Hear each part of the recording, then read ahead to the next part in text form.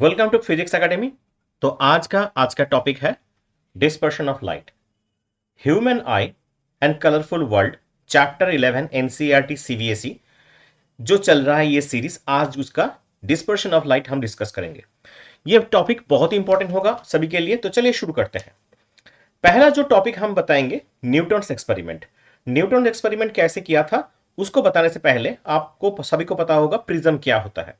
अगर प्रिज्म के अंदर से मैं एक व्हाइट लाइट को पास करूं तो क्या होगा, इसके जानने से पहले हम न्यूटन डिस्क डिस्कस कर लेते हैं। चलिए, यह है एक न्यूटन डिस्क। न्यूटन डिस्क क्या काम करता है? न्यूटन डिस्क को 7 इक्वल डिवाइड में डिवाइड किया गया है और उसमें हर एक कलर में फिलअप किया है विबजियोर का, मतलब violet, indigo blue, green, orange, red, ये सारे जो 7 कलर होते हैं, ये 7 कलर को हमने डिवाइड कर दिया है। और इसको हम अगर जोर जोर से घुमाने लगे तो क्या होगा, ये 7 कलर मिक्स्ड होके व्हाइट कलर प्रोड्यूस कर देगा। मतलब 7 कलर मिक्स्ड होके व्हाइट कलर प्रोड्यूस कर रहा है। अब चलिए इस कॉन्सेप्ट को लगाते हैं प्रिज्म में। एक प्रिज्म, यहां पर कांच का प्रिज्म है, उसमें व्हाइट लाइट को हमने पास करवाया। क्या होगा, दो मीडियम है, एक बाहर वाला और प्रिज्म के अंदर वाला। प्रिज्म के अंदर वाला डेंसर मीडियम होता है, बाहर वाला रेयरर, मतलब एयर मीडियम तो रेयरर होता है ना। तो रेयरर से डेंसर में आ रहा है तो रिफ्रैक्शन होगा। उसके बजाय क्या होगा, वो व्हाइट लाइट स्प्लिट करके 7 डिफरेंट कलर प्रोड्यूस करेगा।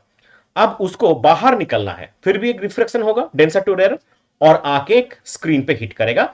तो ये ऐसे हमें 7 कलर डिफरेंट डिफरेंट दिखाई देंगे। ये 7 कलर कौन कौन से हैं? VIBGYOR, V for violet, I for indigo, B for blue, G green, Y yellow, O for orange and R for red. ये सातों अलग अलग कलर हमें दिखाई देंगे। तो इसका का क्या क्यों होता है ये, पहले बता दूं। The phenomenon of splitting of white light by the prism into the consequent colour is known as dispersion. मतलब जब व्हाइट लाइट एक प्रिज्म के में पास करता है तो ये स्प्लिट होकर 7 डिफरेंट डिफरेंट कलर में दिखाता है, जिसको हम विबजियोर कहते हैं। इस घटना को हम क्या बोलेंगे? Dispersion of light. और ये जो 7 कलर हमें मिले हैं इसका हम क्या बोलेंगे? ये बैंड ऑफ कलर को हम बोलेंगे स्पेक्ट्रम। याद रखिए, दोनों डेफिनेशन बहुत बार पूछे जा चुके हैं बोर्ड में, तो अच्छे से करके जाइएगा। चलिए इसका कारण देखते हैं। The cause of dispersion of white light is the change in speed of light with wavelength। मतलब हर एक कलर का लाइट का वेवलेंथ अलग होता है, इसलिए जो जिसका वेलोसिटी ज्यादा होगा, वेलोसिटी क्यों ज्यादा होगा? जिसका वेवलेंथ ज्यादा होगा। वेलोसिटी और वेवलेंथ का फॉर्मूला क्या है, रिलेशन क्या है? v equals to n lambda. v मतलब वेलोसिटी, n मतलब फ्रीक्वेंसी, लैम्डा मतलब वेवलेंथ। तो वेलोसिटी किसका ज्यादा होगा? जिसका वेवलेंथ ज्यादा होगा। तो वेवलेंथ इनमें से किसका ज्यादा है?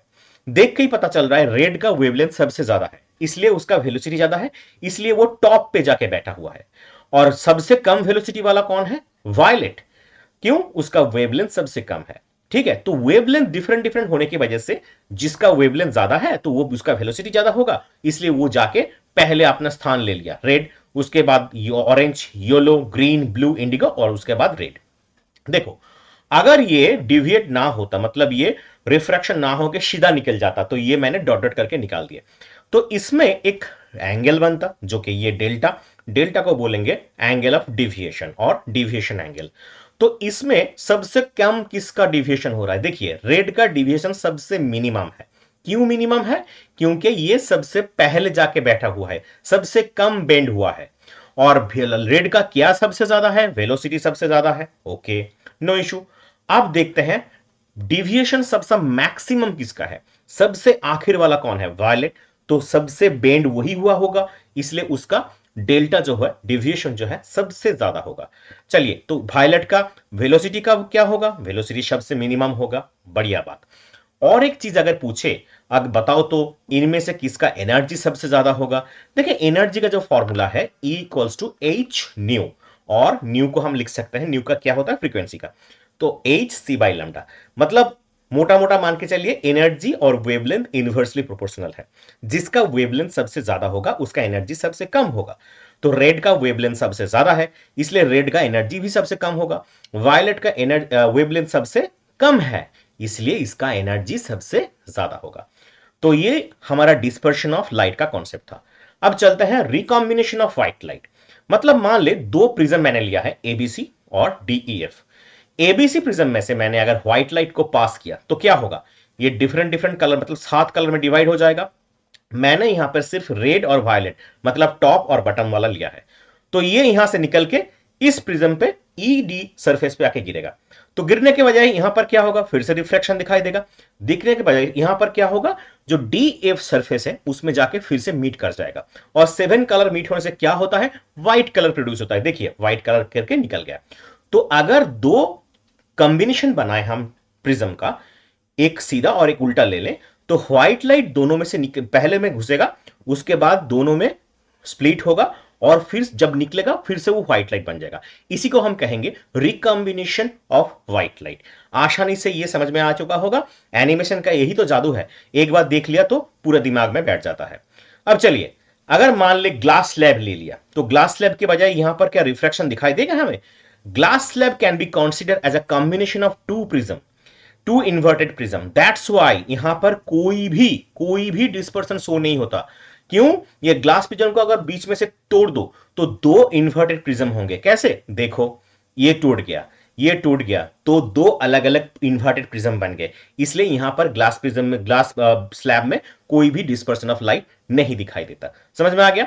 ओके चलिए, अब बढ़ते हैं नेक्स्ट टॉपिक, रेनबो। रेनबो क्या होता है, क्यों बनते हैं।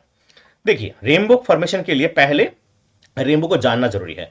The rainbow is an arc of 7 colour visible in the sky which is produced by the dispersion of sun light by raindrops in the atmosphere।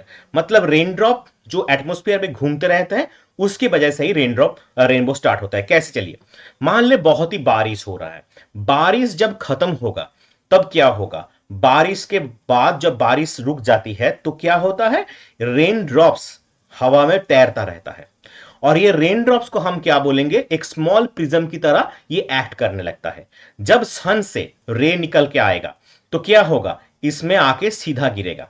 तो ये रेयरर मीडियम से denser medium की घुसने की कोशिश करेगा, तो क्या बनेगा वहां पर, रिफ्रैक्शन। हमें पता है दो मीडियम मतलब रिफ्रैक्शन मस्ट। रिफ्रैक्शन के साथ साथ वहां पर डिस्पर्शन भी बनेगा। तो ये मैंने एक नॉर्मल दे दिया, नॉर्मल खींच दिया। अब चलो यहां पर दो चीज दिखाई देंगे, रिफ्रैक्शन और डिस्पर्शन। रिफ्रैक्शन के वजह से बेंड हो गया और डिस्पर्शन के वजह से विबज्योर में बढ़ गया। तो ये वाला जो था इस सरफेस पे आके टोटल इंटरनल रिफ्लेक्शन दिखाई देगा। अगर तुमको पता नहीं है टोटल इंटरनल रिफ्लेक्शन क्या होता है तो जाओ और इस चैनल पे मेरा वीडियो है, देख लो। चलो, टोटल इंटरनल रिफ्लेक्शन की वजह से पूरा जो रे है रिफ्लेक्ट करके इस सरफेस पे आएगा और यहां से निकल के हमारे आंख में आता है। इसलिए हमको 7 डिफरेंट कलर दिखता है रेनबो में। इसलिए हमको क्या दिखता है, 7 डिफरेंट डिफरेंट कलर। यहां पर याद रखने वाली जरूरत है, रेड जो होता है वो सबसे नीचे होता है क्योंकि हमें इन्वर्टेड इमेज दिखता है, ठीक है। इसलिए रेड वाला जो कलर है सबसे नीचे और वायलेट वाला कलर सबसे ऊपर दिखता है। इंपॉर्टेंट पॉइंट याद रखना।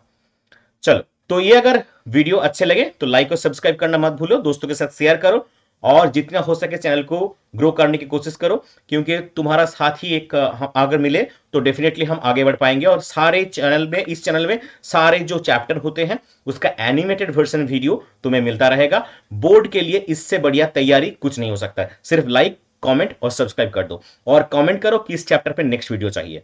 अगर ये पिछले वाले जो डिस्पर्सन के अलावा ये ह्यूमन आई में अगर दो, पहला जो टॉपिक बन चुके हैं मतलब human I and its function and human I and it's defect, ये दो वीडियो नहीं देखे तो ये दोनों देख लो।